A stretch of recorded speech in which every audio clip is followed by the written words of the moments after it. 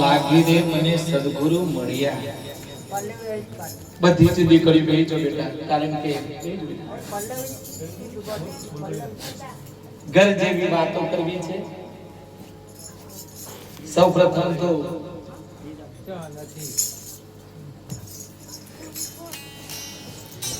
અમરતભાઈ, હું 2-4 વર્ષ પહેલા આવ્યો હતો. લગભગ તમે મને બોલાયા હતા 2 વર્ષ પહેલા, અને પછી તો હું રાજલીને ભૂલ્યો નથી. આંખો બંધ કરું એટલે રાજલી દેખાય મને.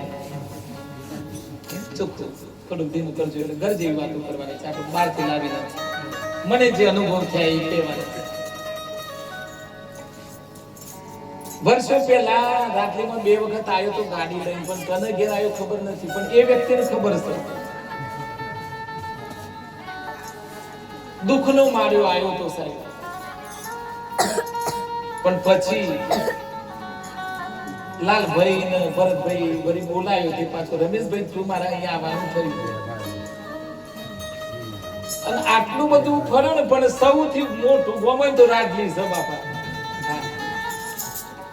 ઓલે જો પછી અંદર પેઈએ તો જો ભૂલો, જો ગાઈ દેતા હોય તો મને ભૂલો પડી જાય, ગમે તો ગલીઓ લોકો ઘૂસી જાય.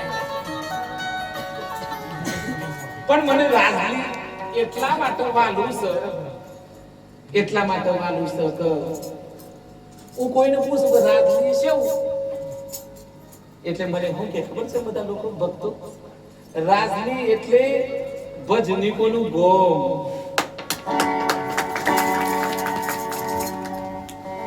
આમાં તો બધું સમાચાર મળી જ હોય.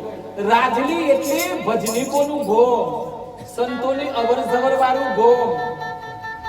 અને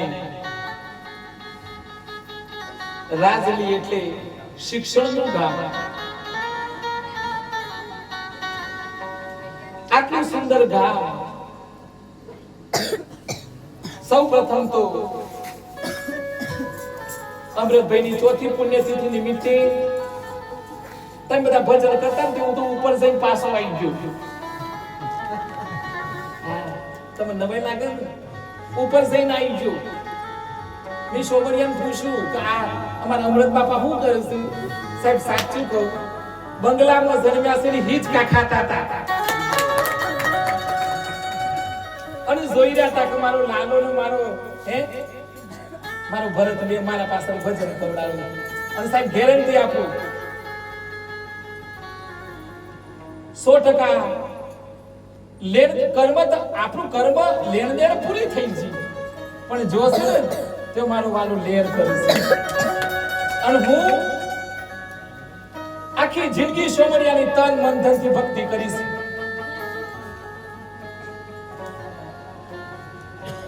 એટલે હું પણ પ્રાર્થના કરું કે ભગવાન ભરતભાઈ ને લાલભાઈ ને ઘેર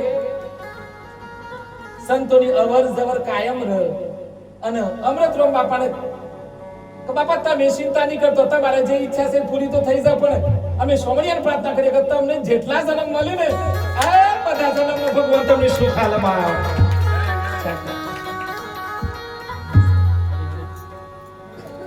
અગરબત્તી હારી હોય તો ખબર પડે ફળિયામાં કે અગરબત્તી હારી છે. અલકી સગ ભાડી ખબર પડી જાય. એમ માણસના સંસ્કાર એની વાણી ઉપરથી ખબર પડી જાય, એ બોલણીના ઉપરથી ખબર પડી જાય કે કોની ફૂટપટ્ટી આટલી છે.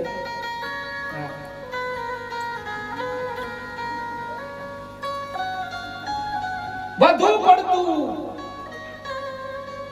પડતું વાણીનો ઉપયોગ કર્યો તો તમને ભગવાન અંદર, તમે જે વધુ પડતી વાણીનો ઉપયોગ કરે, દુરુપયોગ કરે, એને ભગવાન નહીં દેખાય, એને સદગુરુની વાણી નહીં સંભળાય.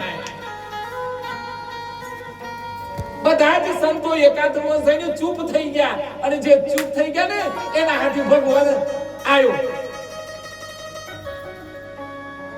ભગવાન મેળવવું એટલે તમારે શું કરવાનું?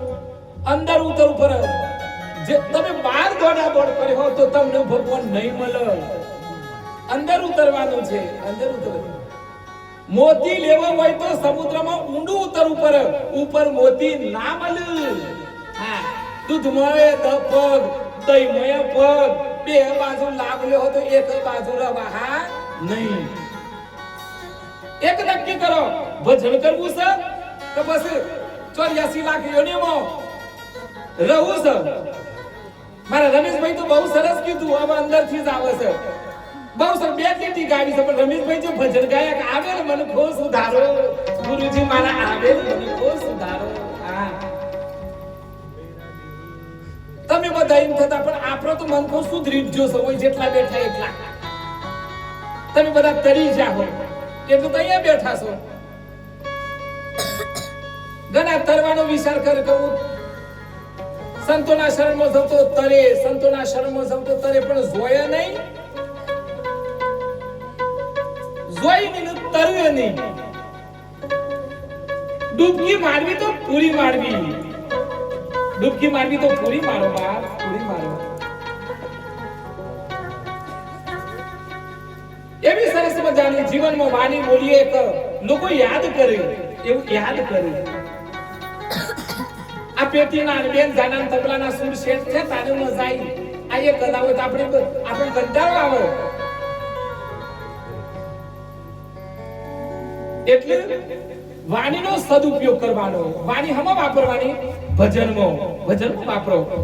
આવે ન માન કો